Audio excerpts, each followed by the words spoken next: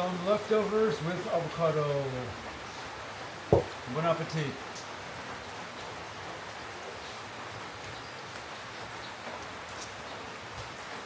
어제 남은 음식하고 아보카도.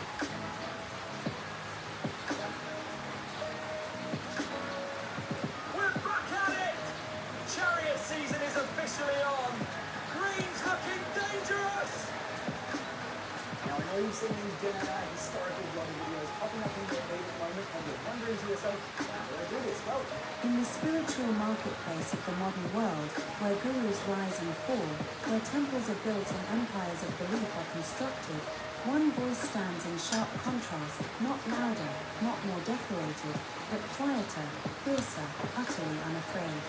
That voice is Jiddu Krishnamurti. While others spoke of surrender, he spoke of freedom. While others gave you gods, he gave you awareness. And while many spiritual teachers, like A.C. Bhaktivedanta Swami Prabhupada, built elaborate structures of belief, chanting, scriptures, rules, and rituals, Krishnamurti quietly pointed to a truth that cannot be organized, cannot be repeated, and cannot be followed.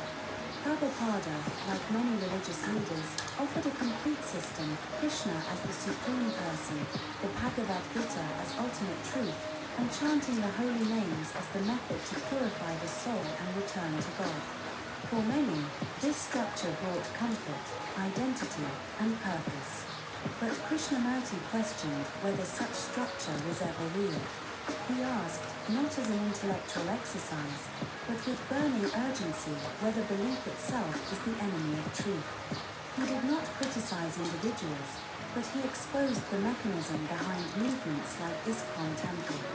He saw the repetition of mantras, the devotion to a deity, the total submission to a guru, and he asked, does this awaken intelligence or merely strengthen dependence? They say, follow the guru, obey the scripture, chant the name. But Krishnamurti asked, why do you follow? Why this need to surrender your mind, your freedom, to another, no matter how ancient the scripture or how radiant the guru? He warned that all authority, especially in the realm of the spirit, corrupts. He did not reject Krishna as a figure in mythology or beauty, but he rejected the idea of turning the unknown into an object of worship.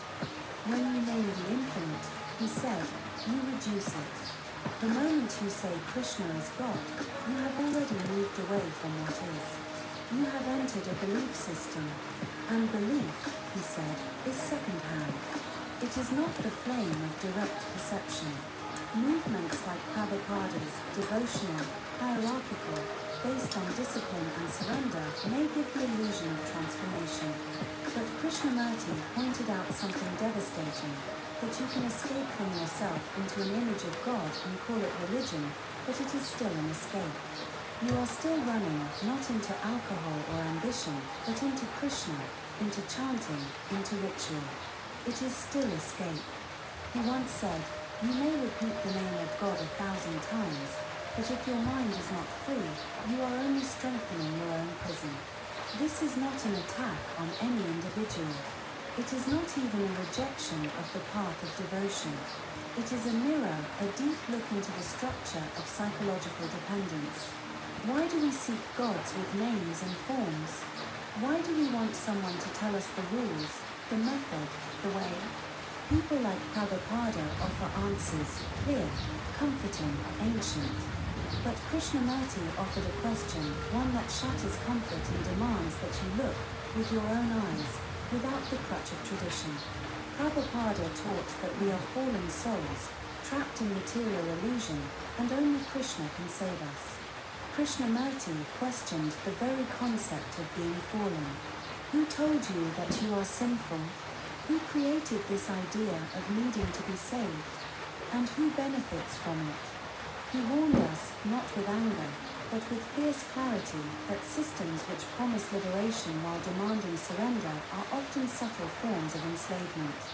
You may wear robes, chant names, follow rules, but if your mind is not silent, if you are not watching yourself directly, all your effort is merely a repetition of the past. This is not to say that devotion is wrong, but devotion without understanding is dangerous. Love without intelligence becomes sentimentality. Surrender without awareness becomes servitude.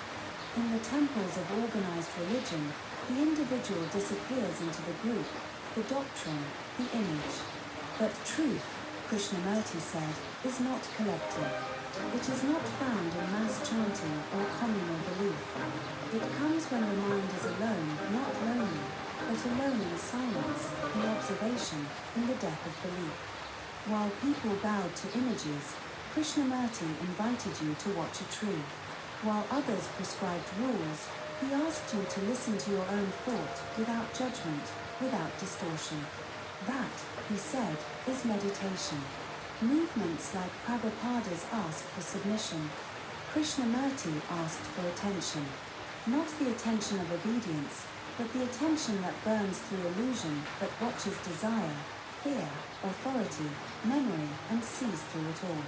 And so, the contrast is not between East and West, or between theism and atheism, it is between authority and freedom, between belief and direct seeing. Prabhupada stands for the path, the goal, the God, and the rules. Krishnamurti stands for freedom from the path, the death of all goals, and the awakening of intelligence that has no name. Both speak to the human hunger for the sacred. But one gives you a map drawn centuries ago, the other asks you to throw the map away and walk into the unknown. The question is not who is right, but whether you can see the subtle danger of seeking security in spiritual systems.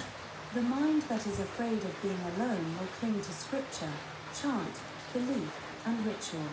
But truth, Krishnamurti said, is a pathless land. It demands that you walk with no guide, no crutch, no image, only with the light of your own awareness. And perhaps that is the greatest revolution of all, to not escape into gods, into mantras, into salvation, but to look, here and now, into the structure of your own thought and be free.